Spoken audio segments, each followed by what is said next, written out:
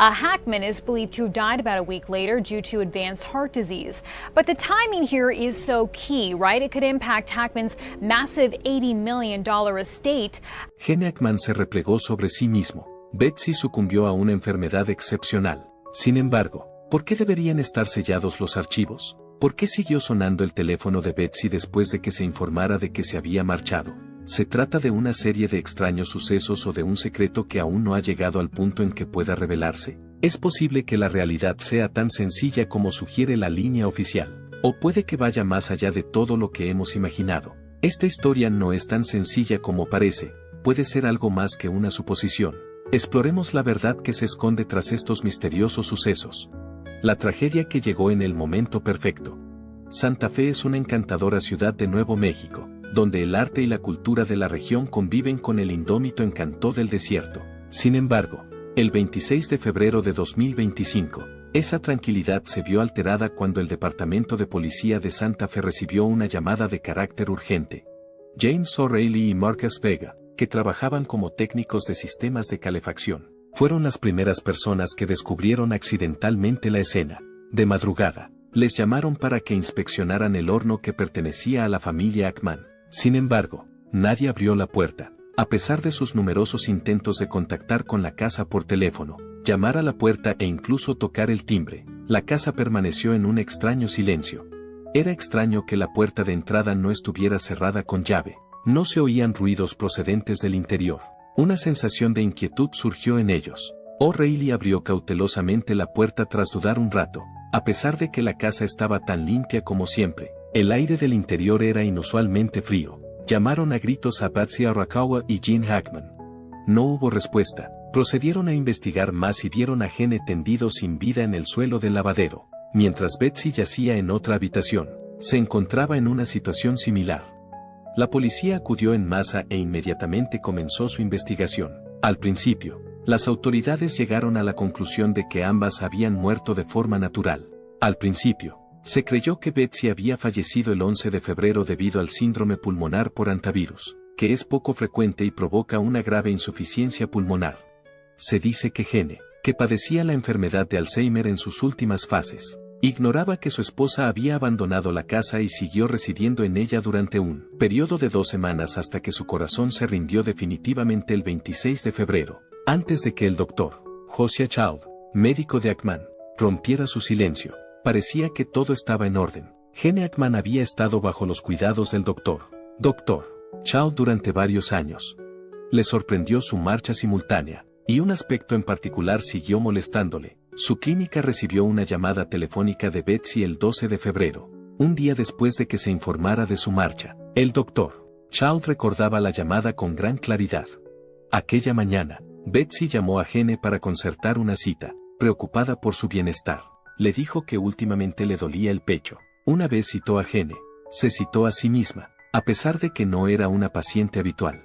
¿Quién tomó la decisión de llamar el 12 de febrero si en realidad Betsy se había marchado el 11 de febrero? El Dr. Child continuó su trabajo. Los signos de una enfermedad grave no estaban presentes en ella. No había indicios de hantavirus en su habla, lo que la habría hecho jadear en busca de aire. Su voz era firme y clara. Parecía como si ella estuviera más preocupada por Gene que yo. Esta llamada fue el impulso para un problema obvio. Un giro adicional fue proporcionado por el doctor. Niño. Betsy no acudió a la cita que tenía concertada el 12 de febrero por la tarde. No fue cancelada. Y no tengo ni idea de por qué no se presentó. ¿Qué ocurrió entre la mañana y la tarde de ese día? Fue necesario que la policía de Santa Fe revisara el caso después de las declaraciones del Dr. Child. La muerte de Betsy se atribuyó al hantavirus en el primer informe forense. Sin embargo, una revisión reveló que había un problema. En sus últimos días, no había evidencia que sugiriera que lo tenía. Un enfermo de hantavirus tendrá dificultad para respirar, tos y un rápido deterioro de sus pulmones. Sin embargo, las personas que visitaron a Betsy a principios de febrero informaron de que no presentaba ninguno de estos síntomas. Un conocido de la familia reveló que Betsy estaba bien la última vez que la vi. Fue de compras y condujo. Ningún indicio apuntaba a problemas pulmonares. Sorprendentemente, las autoridades no pudieron descubrir ningún indicio de roedores en la residencia de los Hackman, que suelen ser la fuente del hantavirus. ¿Qué le pasó exactamente a Betsy? ¿O hay algún motivo que aún no se ha revelado? Otra peculiaridad, no había indicios de trastornos. Nada en la casa se desvió de su funcionamiento habitual. No hay objetos perdidos. Pero, ¿cómo se las arregló Gene para sobrevivir si residió allí durante 2 semanas sin enterarse de la ausencia de Betsy? Del 11 al 26 de febrero no habrá pedidos de comida. Gene no estaba al cuidado de nadie en ese momento. En ese periodo de tiempo, el teléfono de Gene no hizo ninguna llamada. Es difícil creer que un paciente con Alzheimer que se encuentra en las últimas fases de la enfermedad haya sobrevivido solo durante 2 semanas. Así pues, ¿vino alguien de visita entre el 11 y el 26 de febrero? En tal caso, ¿qué acciones llevó a cabo? ¿Hay algo más que un simple fallecimiento? ¿Por qué las autoridades no se percataron antes de la peculiaridad? ¿Hubo cambios deliberados en la cronología? Con la llamada de Betsy el 12 de febrero, ¿quién partió el 11 de febrero? Este es solo el principio de los misterios que parecen encerrar las soluciones, y que aún no tienen respuesta. Una conversación que nunca es posible. Aunque Betsy Arakawa no podía hacer una llamada telefónica el 12 de febrero, la hizo de todos modos. La llamada empezó como una llamada típica, pero rápidamente se convirtió en un misterio inexplicable. ¿Cómo es posible que alguien se reporte ausente el 11 de febrero? Hable, programe citas y haga planes para la mañana siguiente. El doctor Josiah Child no puede olvidar ni un solo detalle de aquella conversación telefónica. No había indicios de enfermedad grave en la voz de Betsy, era tranquila y firme. Habló de la salud de Gene Hackman y de su reciente malestar, e incluso comentó que ella misma se sentía un poco cansada, pero nada especialmente preocupante. Eso no suena como alguien que se escapa rápidamente. Después de varias horas, desapareció por completo. Nunca se volvió a saber nada de Betsy Arakawa. En Santa Fe existe un fuerte sentimiento de comunidad, y todo el mundo se conoce. Es imposible que una personalidad como Gene Hackman y su esposa desaparezcan sin hacerse notar. Pero después de aquella llamada en la mañana del 12 de febrero, Betsy ya no formaba parte del mundo. No acudió a su cita con el médico. Las llamadas posteriores no fueron contestadas por ella. No se encontraron pruebas de que saliera de la casa, ni apareció en las cámaras de la clínica. Las afirmaciones de la policía se oponen directamente a esto. El 11 de febrero, Betsy fue extraviada. ¿Quién hizo entonces la llamada telefónica el día 12, suponiendo que efectivamente se había marchado? En el pasado, los informes forenses se consideraban un método científico sólido como una roca, pero, cuando un médico que mantuvo una conversación con Betsy al día siguiente se presenta para ponerlos en duda, la certeza que había antes queda ahora en entredicho. Sigamos esta extraña cronología, ¿de acuerdo? 11 de febrero 11. Según la policía, Betsy murió de síndrome pulmonar antiviral. La mañana del 12 de febrero, Betsy hace una llamada telefónica para programar controles. Mantiene una voz calmada, no presentaba síntomas de enfermedad en la tarde del 12 de febrero. Se pierde su turno y deja de tener contacto con nadie. El 26 de febrero es la fecha. Se descubre que Gene Hackman ha desaparecido. El truco es que los virus no aparecen inmediatamente en la pantalla. Está creciendo. Betsy no presentaba ninguno de los signos de cansancio, dificultades en el habla o jadeos que son tan frecuentes en las últimas fases del proceso. El doctor Child insiste en que hablaba de forma totalmente aceptable. Aún no puedo creer que desapareciera solo unas horas después. Esto aporta pruebas para 3 hipótesis. Es posible que Betsy partiera después del 12 de febrero, y no el 11 como se dijo. Hubo una llamada de Betsy esa mañana, pero algo ocurrió poco después. Un video de seguridad de una farmacia del 11 de febrero es la última información sobre Betsy. Parecía gozar de buena salud, ni una sola enfermedad o ataque de pánico. Entró en la tienda, hizo su compra, la pagó y se marchó. Nadie la volvió a ver con vida después de ese momento. En cuanto al 12 de febrero, no hay ningún video de ella. El 12 de febrero, ¿cómo pudo el doctor Child comunicarse con Betsy si ya se había ido el día 11? ¿Child pudo comunicarse con Betsy si ya se había marchado el día 11? ¿Pudo sobrevivir hasta el día 12? ¿Y qué ocurrió durante esa tarde? Puede haber una respuesta razonable, pero cuanto más se investiga, más confusa se vuelve la situación. El 12 de febrero, Betsy no pudo llamar, pero llamó de todos modos. Ella hizo arreglos para venir, pero nunca apareció. A pesar de que no presentaba ningún síntoma de enfermedad grave, los forenses han determinado que falleció de una enfermedad mortal. ¿La policía no se ha dado cuenta de algo? Alguien intenta ocultar la verdad. Todos los días parece haber un misterio sin resolver. Se relata el día en que Betsy desapareció. La última vez que se vio a Betsy Arakawa fue el 11 de febrero, cuando estaba en una pequeña farmacia de Santa Fe. Después, desapareció. No habrá llamadas, mensajes o correos electrónicos, a excepción del que se producirá en la mañana del 12 de febrero. ¿Cómo pasé de ser una señora sana que compraba medicamentos a estar totalmente desconectada del mundo exterior en menos de 24 horas? La última prueba de la existencia de Betsy Arakawa se encuentra en la película captada por la cámara de la farmacia. Eran las 3:45 de la tarde cuando entró en la habitación vestida con una bufanda ligera y un abrigo negro. Se movía con compostura, sin mostrar signos de enfermedad extrema. Tras comprar vitaminas y suplementos, Betsy pagó con su tarjeta de crédito y se marchó. No había nadie siguiéndola, ni preocupaciones, ni compañía, aunque parecía un suceso típico. En realidad era la pieza final antes de que todo se volviera misterioso. Después de salir de la farmacia, no se la volvió a ver ni a saber nada de ella. Este brusco declive podría explicarse por 3 motivos diferentes. Ambas preguntas son desafiantes. El 11 de febrero fue la noche en que Betsy falleció. Pero ¿quién fue el que llamó el día 12? En el caso de que la policía esté en lo cierto, Betsy se fue de Antivirus a última hora del 11 de febrero. Esto hace imposible la teleconferencia prevista para el 12 de febrero. A la mañana siguiente, el doctor Josiah Child insiste en que mantuvo una conversación con ella.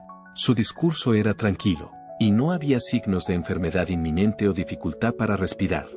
¿Quién llamó al día siguiente para saber si realmente se había ido a los 11 del mes? El 12 de febrero fue el último día de vida de Betsy, pero ¿qué hizo después?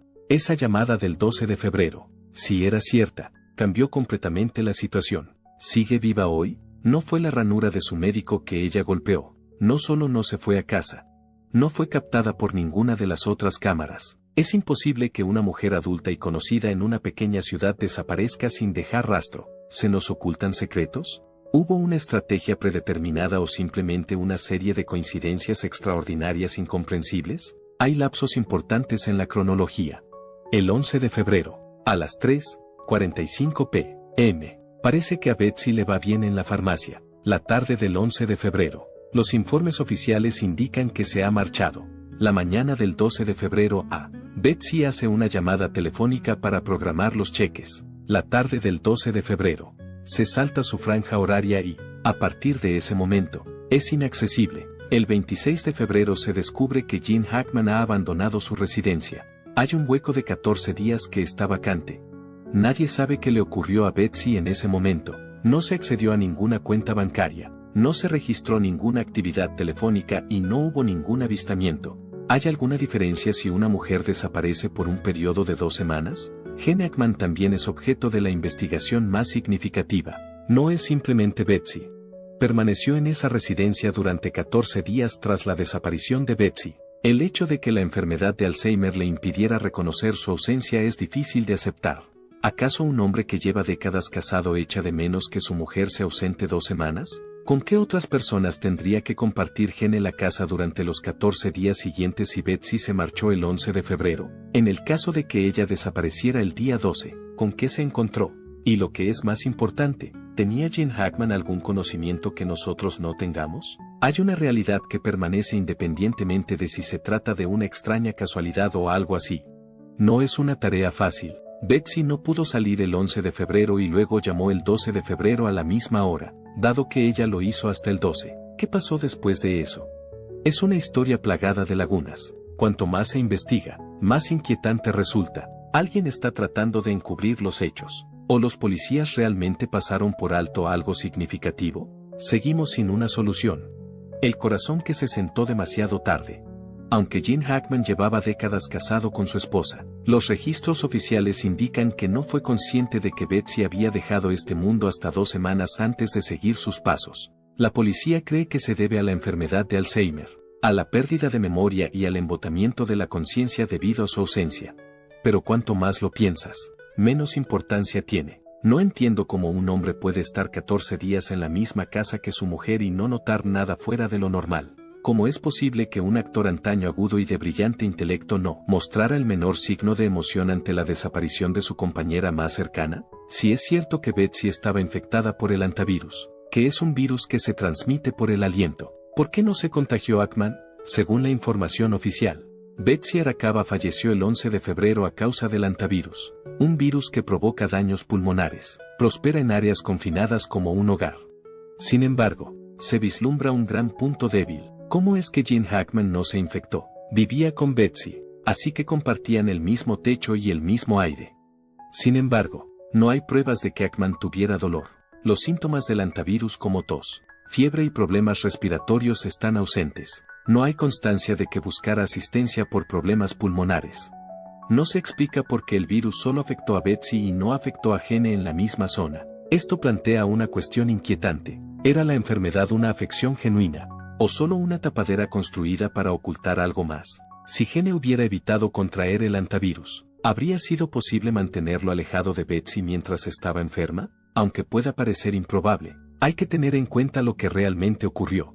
Después del 11 de febrero, Betsy desapareció. No hubo más comunicación tras su llamada del 12 de febrero. Según las autoridades, Hackman siguió viviendo durante 2 semanas sin ser consciente de su muerte. Hay 2 versiones diferentes. Hackman no se dio cuenta porque padecía Alzheimer, pero después necesitaría cuidados constantes. Sin embargo, no se observaron ni asistencia ni enfermeras. ¿Quién fue el que le hizo pasar esas 2 semanas? A Hackman le resultaba imposible ver la verdad. Alguien ocultó el destino de Betsy, ocultando así lo que ocurrió. Si tal es el caso, ¿quién fue el que tuvo éxito? Si alguien entró a manejar a Hackman, ¿quién fue? ¿Tergiversaron lo que él sabía? No. ¿Le contaron una historia que no era cierta con respecto a Betsy? Si es así, ¿cuál es la razón? En el lugar, las autoridades no descubrieron evidencia de interferencia de fuentes externas. No hubo ningún efecto en la casa, pero destaca una peculiaridad. Ni un solo contacto de Hackman en esas 2 semanas. Por favor, no llame a ningún hospital o médico. No había visitas en la lista. No había indicios de que buscara asistencia. No es típico en absoluto. Hackman seguía siendo un ser humano mientras estuviera casado con Betsy, aunque padeciera la enfermedad de Alzheimer. Tras su inesperada desaparición, no podía permitirse pasar nada por alto. Entonces, ¿por qué no hay respuesta? ¿Le detuvieron? No. A medida que la marcha de Betsy se vuelve más ambigua, empieza a surgir la última pregunta. ¿Tenía Gene Hackman alguna idea de lo que había ocurrido?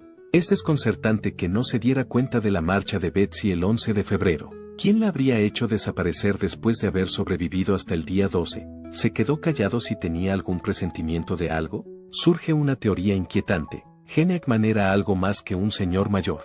Quizá lo entendía, pero era incapaz de comunicarlo. Tal vez alguien distorsionó su realidad y plantó una nueva historia en su cabeza. Tal vez conocía la realidad de Betsy, pero era incapaz de revelársela. En cualquier caso, fue incapaz de compartir antes de que su corazón dejara de latir. Falleció de forma natural. ¿O hubo algo más que nos estamos perdiendo? ¿Es este el punto en el que concluye esta historia? ¿Quién era el doctor que sabía demasiado? La llamada la hizo Betsy Arakawa el 12 de febrero. Un médico llamado Josiah Child, que llevaba muchos años controlando la salud de los Hackman, fue con quien concertó una cita.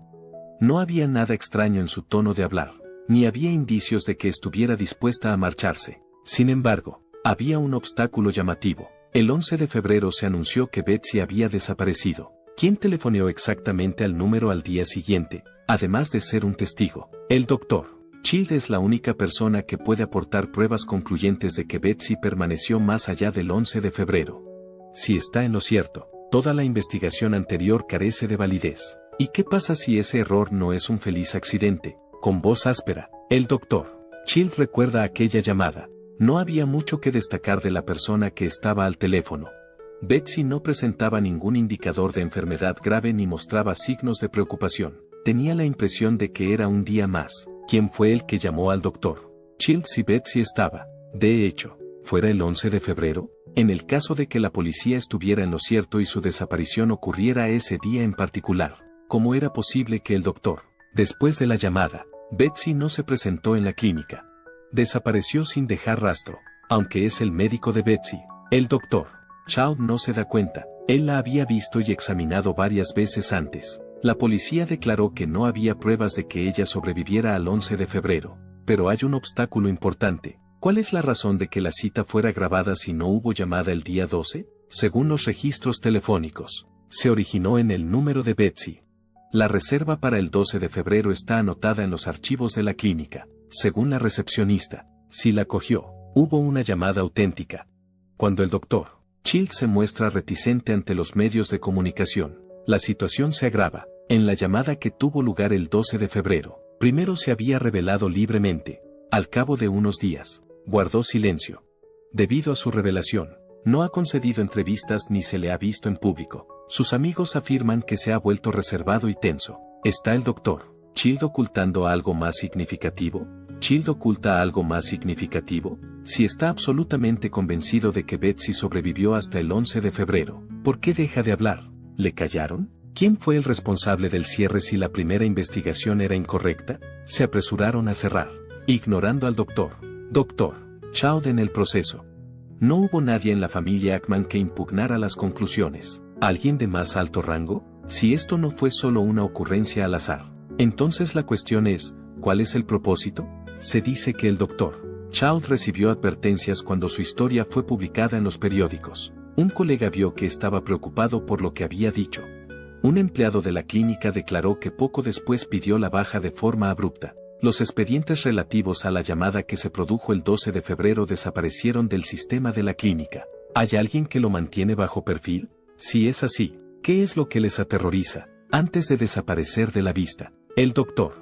Child envió una última línea a un reportero en el que podría confiar.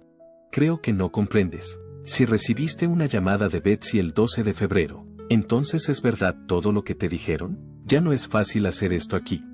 Cuando el Dr. Child, la historia de Betsy da un giro inesperado. ¿De quién? ¿Cómo es eso? ¿Es su falta de respuesta un indicio de que está demasiado informado? Si alguien está tratando de ocultar la verdad, la pregunta más importante es, ¿hasta dónde llegará para protegerla? Se explica la verdad que nunca llegó.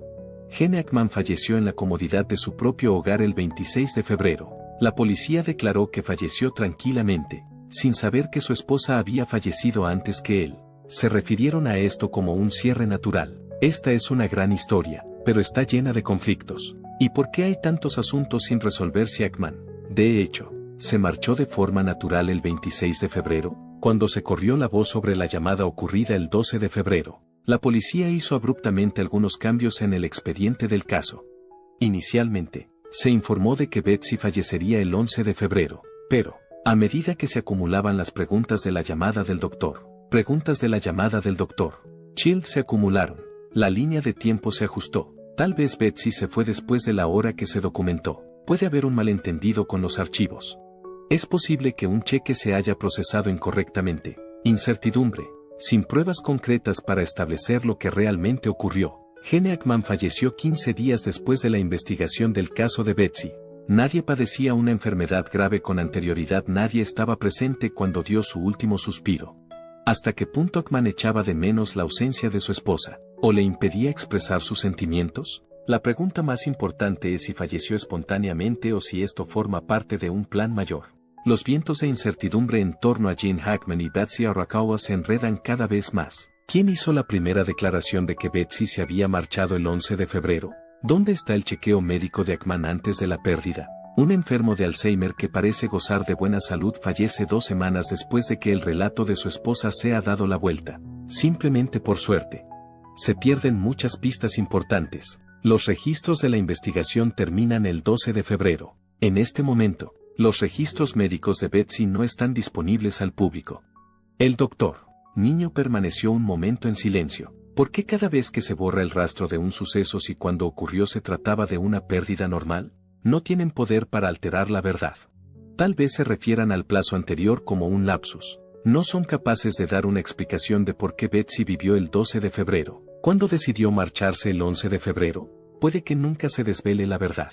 Pero aún quedan piezas que esperan a que un espíritu valiente las entreteja.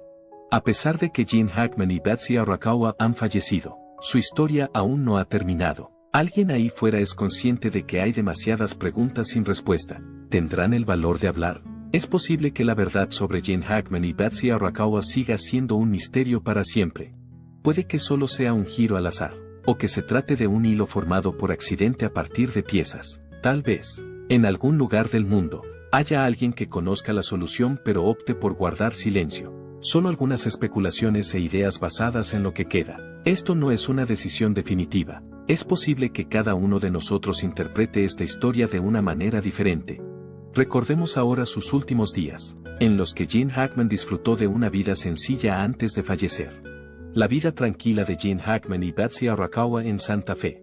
El matrimonio de Betsy Arakawa y Gene Hackman es una historia poco común en Hollywood, donde la fama y las presiones de esta suelen fragilizar las relaciones. Antes de conocer a Betsy, Gene Hackman llevaba 3 décadas casado con Fe Maltese, su primera esposa y madre de sus 3 hijos. Sin embargo, ese matrimonio terminó en 1986, dejando a Gene con muchas dudas sobre el amor y la vida personal. En ese contexto, Betsy Arakawa apareció como un soplo de aire fresco, aportándole paz y estabilidad.